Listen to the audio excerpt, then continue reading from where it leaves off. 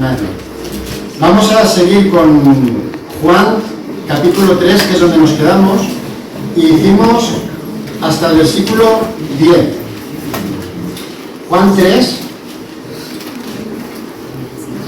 y estuvimos dando los 10 primeros versículos.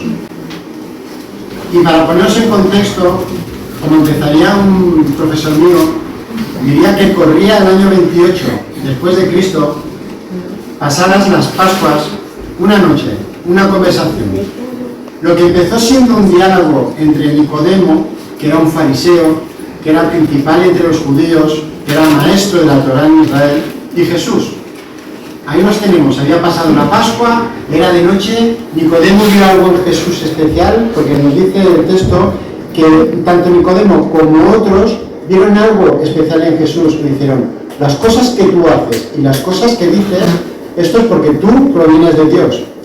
Y tenía dudas.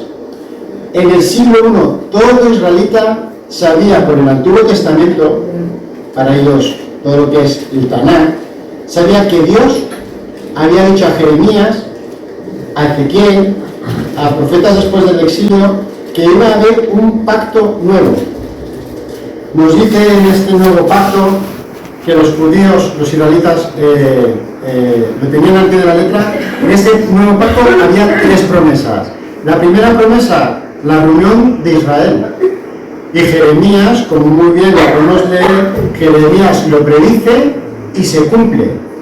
Vais a estar exiliados, pero recordad que vais a volver en 70 años y vais a ser nación.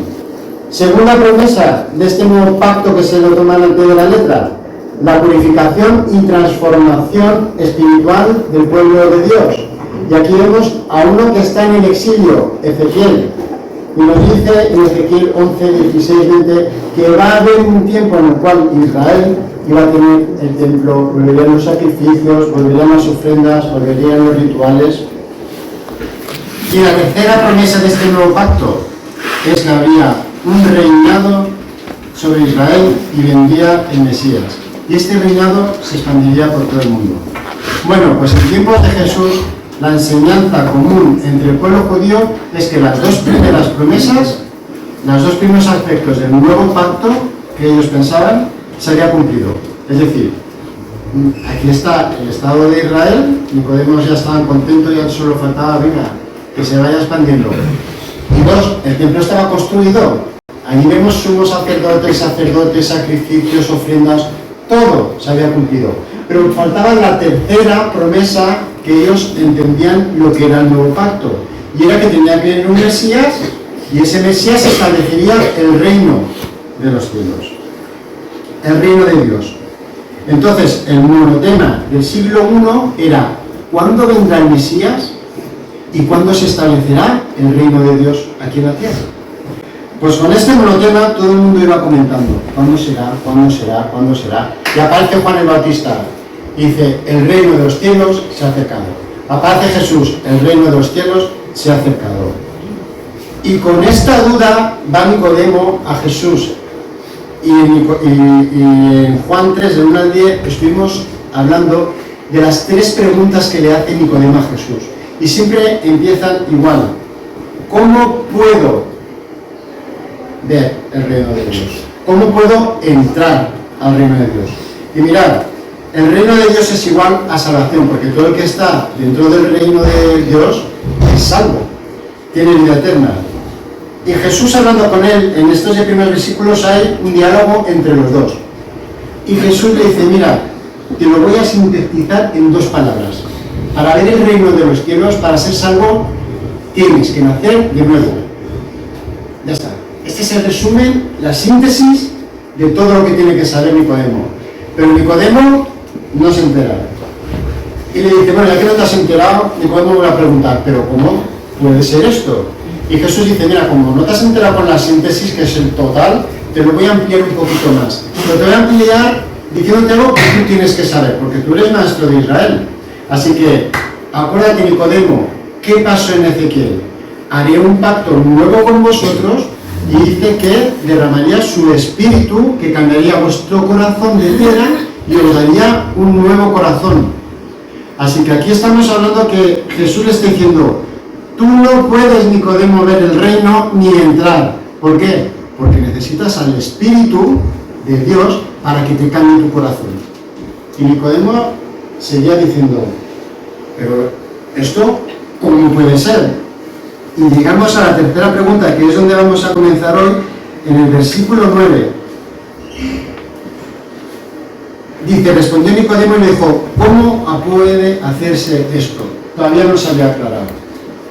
Vamos a leer del versículo del 11 al 21.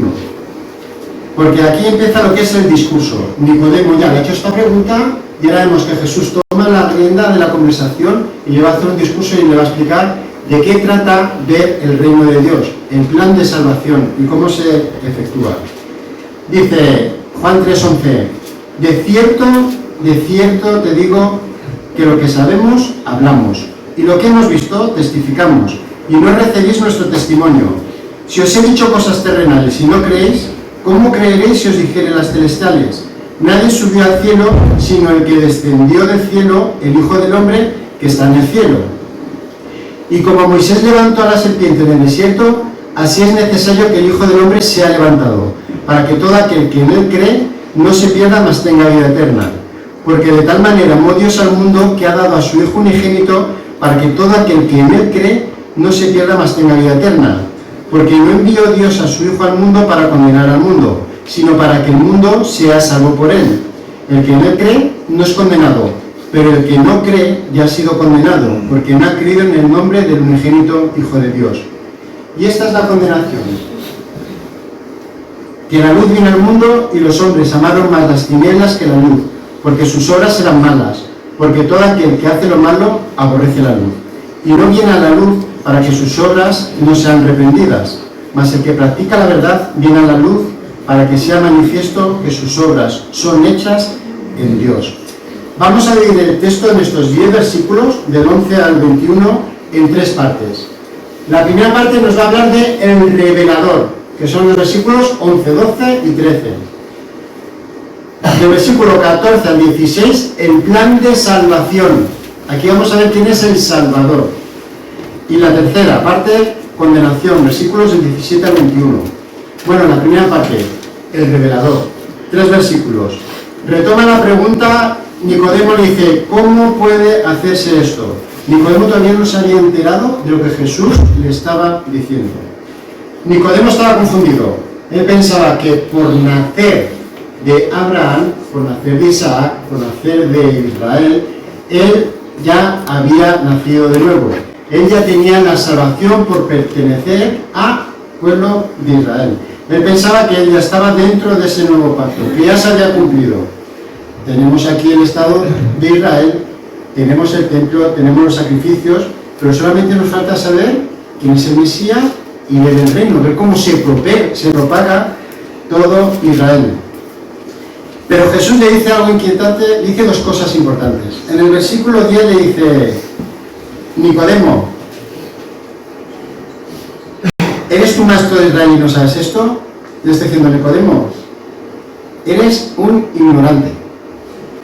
Ignoras las Escrituras, porque te acabo de explicar lo de Ezequiel y nada. Te estoy diciendo que para ver el reino de Dios, para nacer de nuevo, tiene que ocurrir algo en tu vida y esto lo tiene que hacer el Espíritu Santo. Tú no puedes entrar, acordaros lo que, como decía, no podéis entrar como Basol, ¿no? En el árbol de los gnomos, que no puede entrar y nadie puede ver el reino de los cielos si no nace nuevo. Y esto no es cosa tuya, esto es cosa del Espíritu Santo.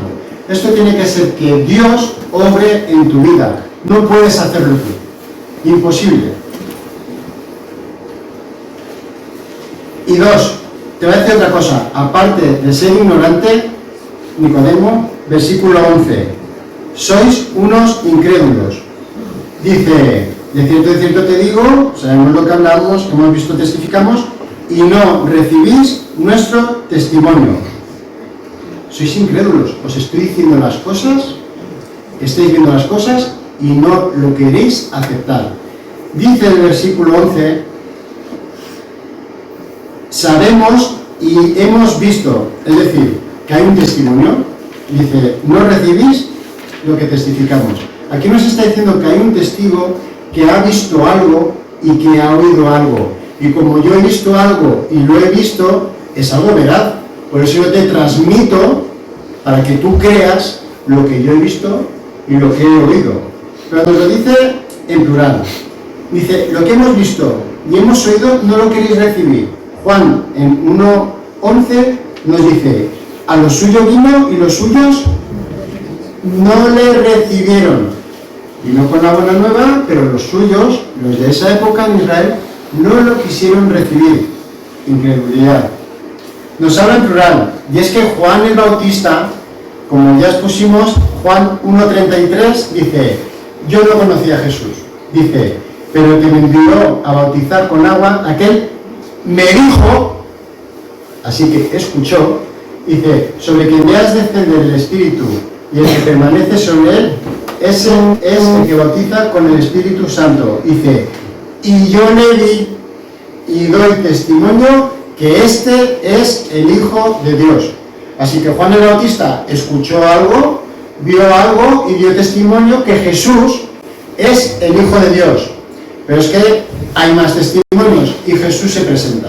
Sabemos, porque yo también he visto y he escuchado algo, de que tiene que ocurrir algo. Hay un plan para salvar al pueblo de Israel, y no solo Israel, sino se hace extensivo. Hay uno que estuvo presente, que tenía conocimiento pleno en esa estrecha relación y comunión con el Padre, y ese es Cristo. Y en el versículo 13 se nos va a revelar. No era un problema de evidencias, sino era un problema de incredulidad. Y ese es el problema que tenemos todos en este planeta. A veces no se trata de haber visto milagros, no se trata de haber escuchado el Evangelio, no se trata de hacer mil cosas, ni ver mil cosas, sino se trata muchas veces de incredulidad, que no te crees lo que te están diciendo. Por 2 veces le dice en el versículo 11, no recibís, y en el versículo 12 claramente le dice, no creéis. Si os he dicho cosas terrenales y no creéis, ¿cómo vais a creer cosas celestiales? Nos dice Jesús, os he hablado cosas terrenales. Necesitáis nacer de nuevo. Durante todo el Antiguo Testamento nos ha estado hablando de símbolos, que es el templo, que es el maná, que es la roca, que es el tabernáculo. Os estoy hablando de cosas que vosotros podéis ver y lo podéis palpar. Os estoy hablando del pecado. Os estamos diciendo que hay que tener un cambio en la moral, que hay que hacer cambios, que sois pecadores. Si os estoy diciendo esto y no lo creéis, dice, mucho menos vais a creer cuando os hable cosas que se hagan arriba, en el cielo. ¿Qué cosas? Pues imagínate cuando os diga que tenéis la necesidad de un Salvador, de una persona que os salve de vuestros pecados, de perdón, de amor, de bondad. Estas cosas que arriba se hablan, vosotros no las vais a comprender. No las puedes entender ni creer, al menos que alguien te las revele. ¿Cómo puede entonces hacerse esto? Seguía diciendo Nicodemo. Y es que para tener información de primera mano sobre las cosas celestiales, tiene que haber habido uno presente en el salón del trono de Dios cuando se tomaron estas decisiones. Versículo 13 al principio, ¿qué dice? Nadie subió al cielo. Si nadie sube al cielo, ¿cómo nos vamos a enterar de lo que se habló ahí en el cielo? Si ningún ser humano ha podido subir arriba, ¿cómo podemos tener información para saber cómo es el reino de Dios y qué es lo que tenemos que hacer? Por esta razón, el propósito de Dios, que es la salvación, la redención, el plan supremo, está fuera del conocimiento de las personas a menos que sea revelado. Las cosas que hay arriba, si alguien no nos las cuenta, nosotros aquí en la tierra seguiríamos tan normales, viviríamos nuestra vida, nos moriríamos y se acabó. Pero alguien que estuvo presente, que yo he escuchado y he visto cosas que os tengo que decir.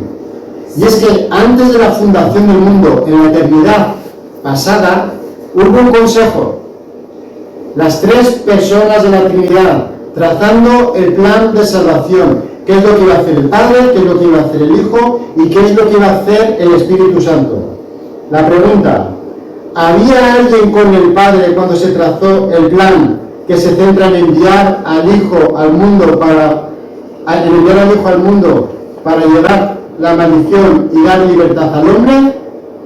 Sí, había uno. ¿Quién? Sigue diciendo: el que descendió del cielo. Versículo 13. Nadie subió, ningún ser humano, pero la información de arriba daba la una que descendió del cielo. ¿Y quién es? Nos dice: el Hijo del Hombre. ¿Y quién es el Hijo del Hombre?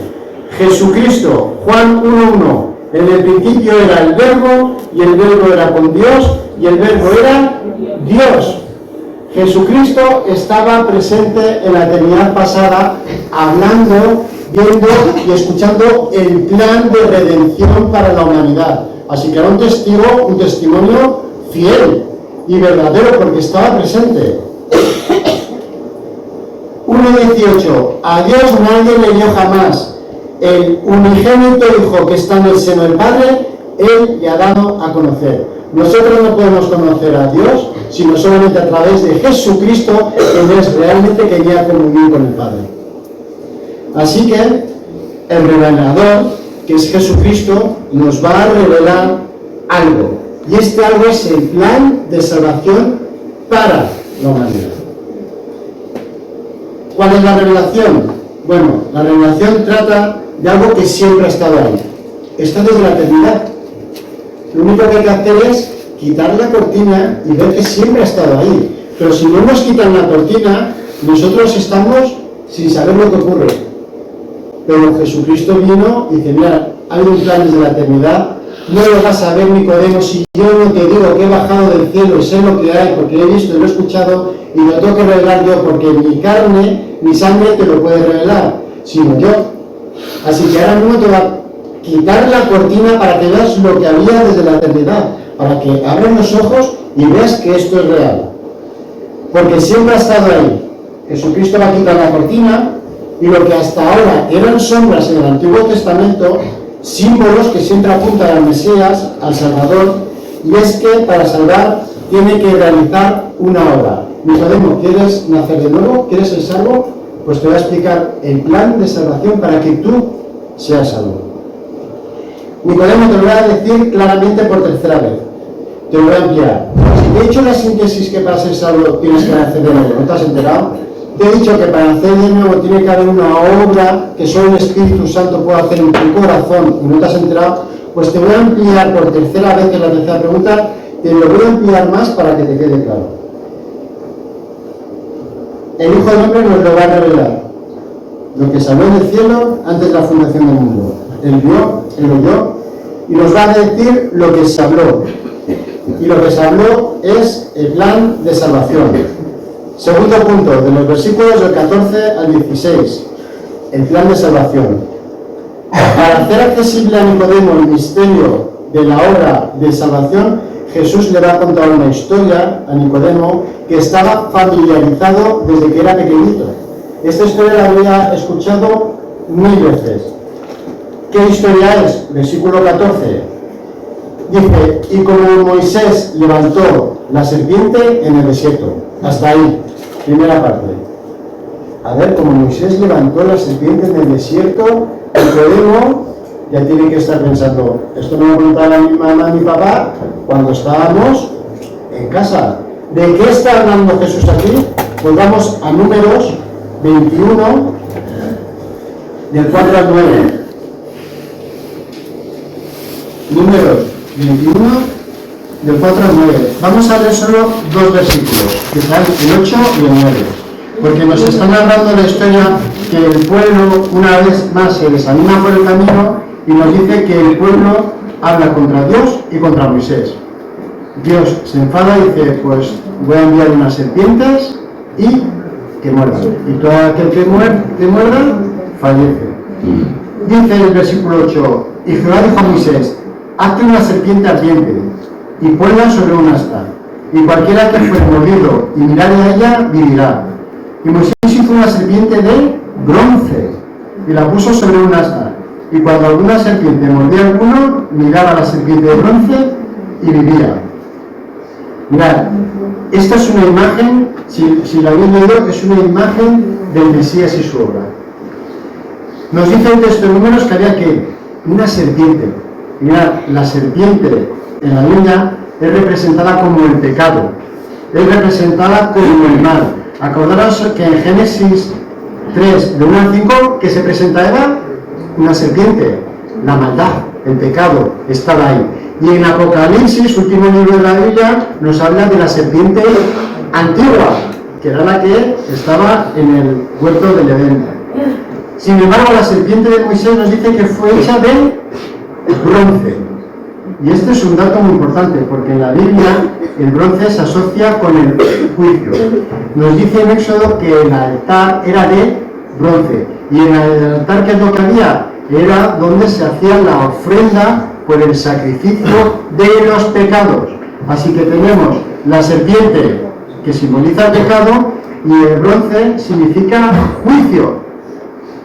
Pecado, juicio. Así que una serpiente de bronce nos habla del pecado, pero del pecado juzgado. El pecado ya está juzgado. De la misma manera Jesús, que no conoció pecado, se hizo pecado por nosotros en la cruz. Y nuestro pecado fue juzgado en él. Una serpiente de bronce es una imagen del pecado juzgado y resuelto.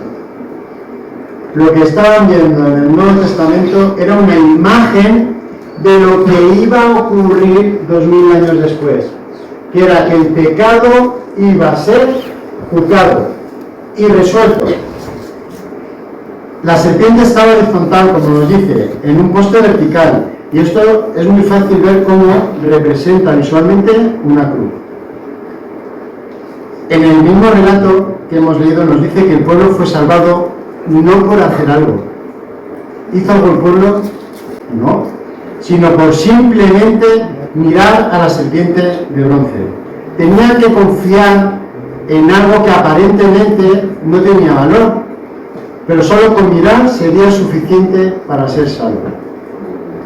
Y ahora Juan nos dice, y como Moisés levantó a la serpiente en el desierto, pecado juzgado, así, y ahora hace una comparación, esto es una imagen en el Antiguo Testamento, y esto es una realidad lo que va a hacer ahora, lo que va a decir ahora Jesús.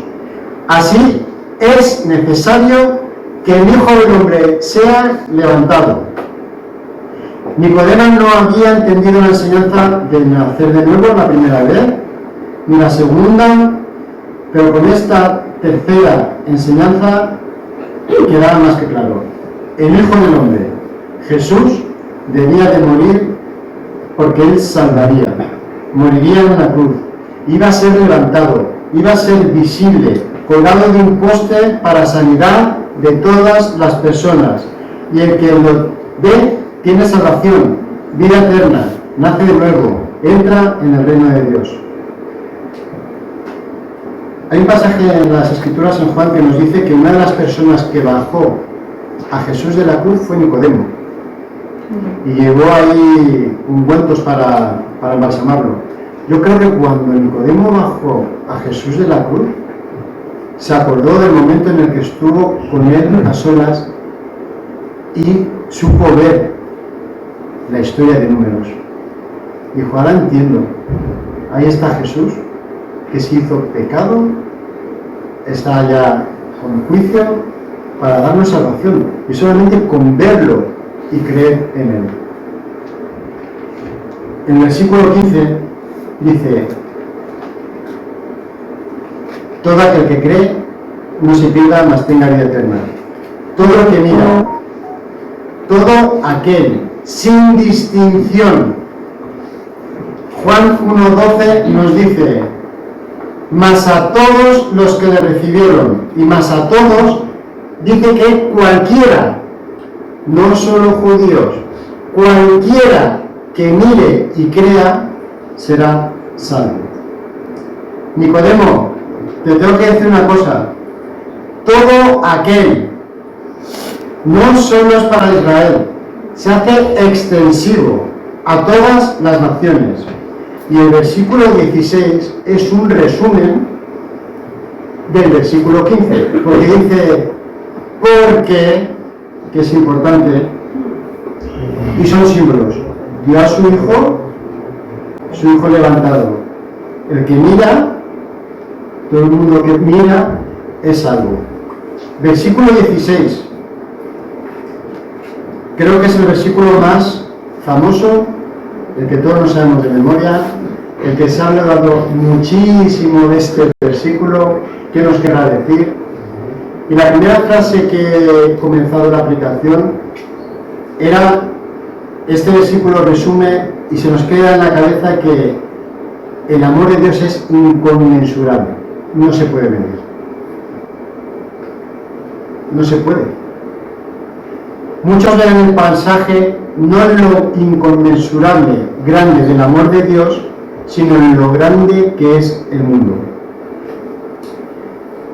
Si piensas en todas las personas de que comenzó el mundo, antes de Jesús, durante Jesús, ahora y los que vendrán, si te pones a sumar, si Dios ama a todos y cada uno de ellos, es decir, 70.000 millones de personas que llevamos desde que comenzó el mundo, que Dios ha entregado su Hijo unigénito por todos y cada uno de ellos, esto parece un concepto muy grande, ¿verdad? Muy grande. Pero ¿por qué medimos la grandeza de Dios con la unidad de medida del hombre? Todo lo que hay, todo lo que ha habido, todo lo que habrá, nada es comparable a los ojos de aquel que es infinito. No se puede comparar. A Dios le caben los mares aquí, en la mano. Dios recoge el polvo con 3 dedos y lo junta. Es como si uno de estos que cogen pesas levantase un grano de arroz. No se puede medir.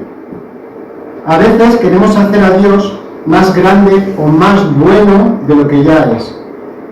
Si el texto hubiera dicho, porque de tal manera amó Dios a 10 personas,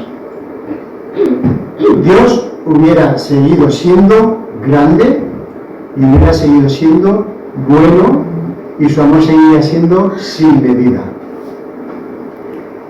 ¿Por qué rebajamos el amor de Dios? O a veces intentamos aumentar el amor de Dios cuantas más personas. No. Aunque solamente hubiera uno, el amor de Dios hubiera seguido siendo infinito, no se puede comparar. El texto nos invita a meditar en la grandeza del amor de Dios, no en lo grande que es el mundo. 2. Ya explicamos en su día lo que quiere decir la palabra mundo. Cuando estuvimos con las cartas de Juan, primera de Juan, segunda y tercera, explicamos cuando Juan dice que es el mundo. El mundo no es cada uno de los hombres que han vivido, que viven y vivirán en el planeta. Es decir, sin excepción. No son las 70.000 personas que llevamos hasta ahora. Cuando habla de mundo, lo hace sin distinción. Es decir, chinos, coreanos, argentinos, israelitas, de toda lengua y nación, como un todo. Jesús no solo vino a ser propiciación por los pecados, no solo de los judíos, sino del bárbaro, del escita, del griego y de todas las naciones que podamos poner ahí. Un ejemplo, porque hay muchísimos ejemplos para que se nos quede claro. Cuando Jesús está hablando con la samaritana, vamos a Juan 4, 42, dice, los samaritanos le decían a la mujer samaritana, ya no creemos solamente por tu dicho, porque nosotros mismos hemos oído y sabemos que verdaderamente este es el, ¿qué dice? Salvador del mundo, dice el Cristo. Salvador del... Vale.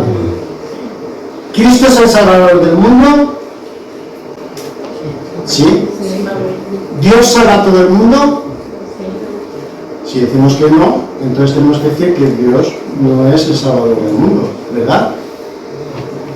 Pues aquí está claramente lo que significa mundo. ¿Es el Salvador del mundo? Sí. ¿Dios salva a todo el mundo? Sí, sin distinción, sin hacer distinciones entre judíos, ni griegos, ni argentinos, ni coreanos, ni árabes. No hace distinción, pero sí que hace excepción porque no todos se salvan. Pero sí que es el Salvador del mundo. Nicodemo es el Salvador del mundo. Samaritanos es el Salvador del mundo, sin distinción. Venid a mí todos los términos de la tierra y ved que yo soy Dios. Porque para esto los judíos, como Juan, era una revolución. Esto es de que la salvación se extienda, que sea una salvación universal, pero no universalista, es decir, que es para todos, pero no todos se salvan. Esto para ellos sería, no puede ser. Si nosotros tenemos las promesas, ¿cómo esto va a ser para todos?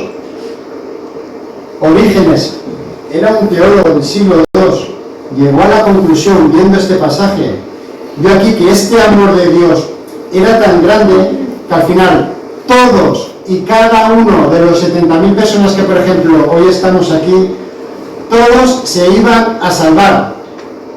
Todo ser creado sería salvo, incluso Satanás y los demonios, porque llegó a la conclusión que ellos también forman parte del mundo. Y evidentemente, ni Satanás, ni el diablo, ni todo ser creado se va a salvar.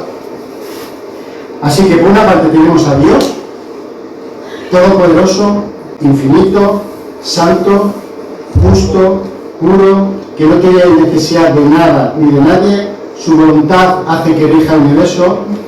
Y por otra parte tenemos al mundo sin distinción. Y el mundo en la Biblia es sinónimo de todo lo que es maligno, todo lo depravado, todo lo repugnante. Nada en el mundo puede atraer a Dios, nada de lo que hay aquí atrae a Dios, nada. Son completamente opuestos. Por su naturaleza, quienes pertenecen al mundo no pueden pertenecer a Dios. Son completamente opuestos. Como nos dice la Biblia, hay dos caminos. O eres hijo de Dios o eres hijo del diablo. O estás en luz o estás en tiniebla. A los cristianos se nos llama a vencer el mundo. Pues todo lo que es nacido de Dios vence al mundo. Si alguno ama al mundo, el amor del Padre no está con él. Así que Dios y el mundo son dos términos completamente opuestos. Nada de lo que hay en el mundo proviene del Padre. El mundo entero está bajo el maligno. Entonces, ¿cómo compaginamos esto? ¿Dios ama o no ama? El amor de Dios al mundo no es un amor complaciente. El amor complaciente solamente lo tiene el Padre con su Hijo, Jesucristo. Cuando Jesucristo se presenta en la tierra, tanto en el bautismo como en la transfiguración, se oye una voz del cielo que dice: este es mi Hijo amado, en quien tengo complacencia. Es un amor complaciente, es decir, que estoy satisfecho, que estoy contento con lo que hace. El único amor que se complace es hacia su Hijo. Hago un paréntesis. Y todos los que nacen en Cristo, todos los que hemos nacido de nuevo, tenemos este amor incondicional complaciente, porque estamos en Cristo. Salmo 16:3.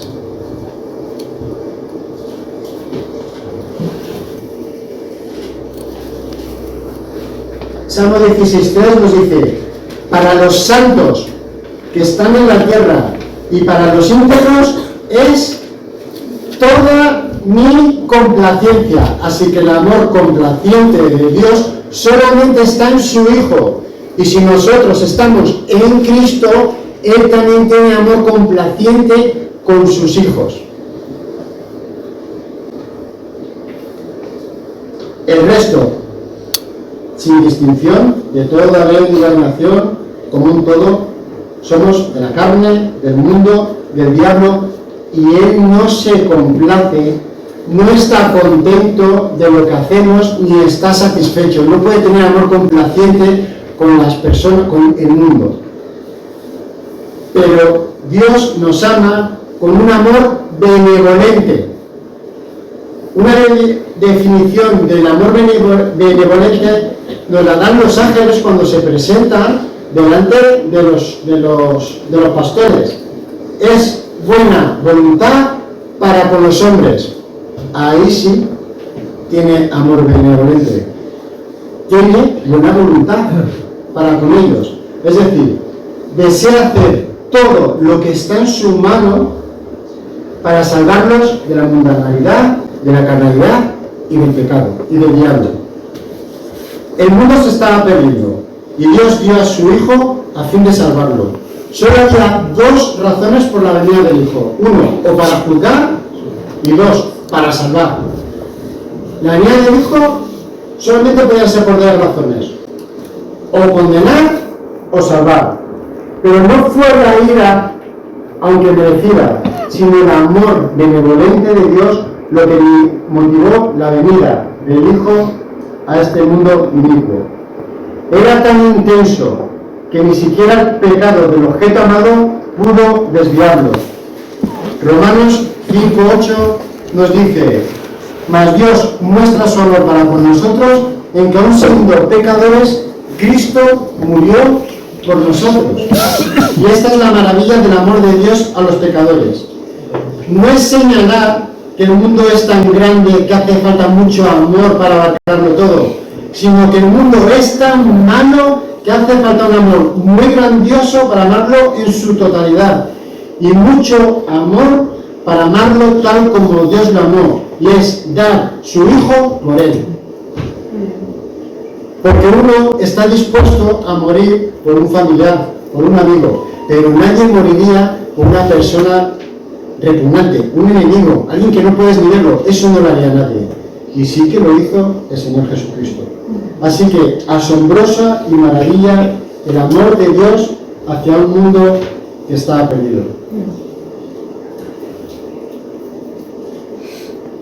Tercera parte, versículos del 17 al 21, condenación. En el versículo 17 nos dice que los de Israel, Nicodemo y los judíos de esa época dividían al mundo en los que se iban a salvar, los judíos, y los que se iban a perder, los gentiles. El resto serían condenados. Para ellos el día del Señor traería castigo para todas las naciones, pero para Israel nada. Pero Jesús va en contra de ese exclusivismo. La salvación es sin distinción. Judíos, escitas, griegos, bárbaros, de todo. El propósito redentor de Dios no se limita a los judíos, sino que abarca todo. El objetivo principal de la primera venida no era condenar, sino salvar. Y eso es lo que nos dice en el versículo 17 de Juan. Porque no envió Dios al Hijo al mundo para condenar al mundo, sino para que el mundo sea salvado por él. Versículo 18. Nicodemo, escucha. Si tú estás dividiendo al mundo entre judíos y gentiles, Jesús no divide el mundo entre judíos y gentiles. Jesús divide el mundo entre los que creen y los que no creen, sin distinción de todo el mundo. Los que creen en Cristo por la fe no es juzgado, nos dice. Nunca se va a pronunciar una sentencia de condenación, sin culpa delante de Dios. Justificados pues por la fe, tenemos paz para con Dios, no tenemos condenación en Cristo. Pero dice el versículo 18, el que rechaza a Cristo no tiene que esperar al juicio final, porque ya es condenado. No hace falta, ya ha sido condenado. Versículo 19, nos dice el veredicto, y esta es la condenación, veredicto, contra los que rechazan a Dios. Ese es el mayor pecado que tiene una persona, rechazar al Salvador. aquella luz verdadera que alumbra a todo hombre, venía a este mundo. Y aquel verbo fue hecho carne y habitó entre nosotros, lleno de gracia y de verdad.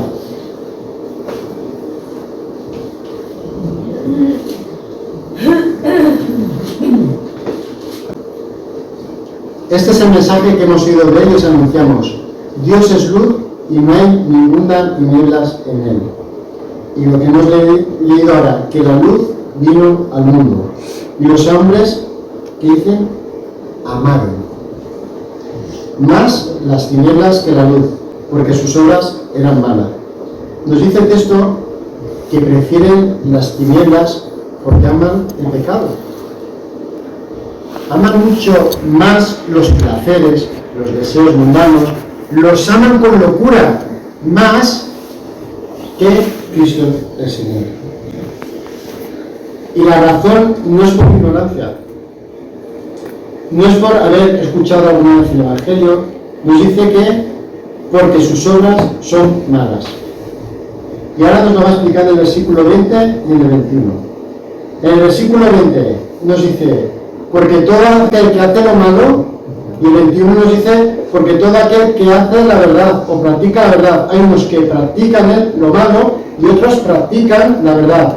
El 20 los que practican lo malo, el pecado, están en tinieblas. Y el 21 los que practican la verdad, los que están en luz.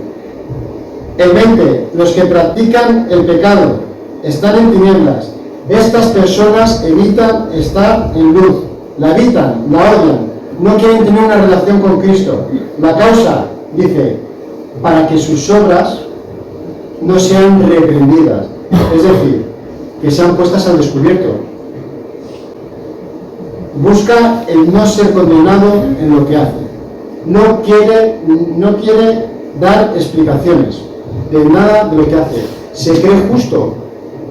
¿Quién me va a decir a mí lo que tengo que hacer? No quiere que nadie exponga lo que hace. Y el versículo 21, y para terminar, el que practica la verdad viene a la luz. Es decir, va a la luz, tiene comunión con la luz, tiene comunión con Cristo. Y aunque las obras que podamos hacer están lejos de ser perfectas, pero están hechas con la aprobación de Dios. Nicodemo, ¿tú quieres ser salvo? Tienes que nacer de nuevo. Y nacer de nuevo es creer en Cristo para salvación. Ver a Cristo en la cruz, que murió sin nosotros merecerlo, envió a su Hijo Jesucristo a morir por nuestros pecados. Y el pecado fue juzgado en la cruz. Y nosotros somos salvos, porque Jesucristo pagó lo que nosotros deberíamos estar pagando, todos nuestros pecados. Pero hubo un intercambio. Jesús fue a la cruz, pagó nuestros pecados para darnos vida eterna. Y a nosotros se nos imputa lo que el Señor Jesucristo hizo en obediencia a la tierra, como si hubiéramos obedecido a la ley perfectamente, que eso es lo que hizo Jesús en la tierra, obedeció perfectamente la ley del Señor. Así que, hermanos, como dicen las Escrituras, el que cree en mí tiene vida eterna. Que el Señor os bendiga.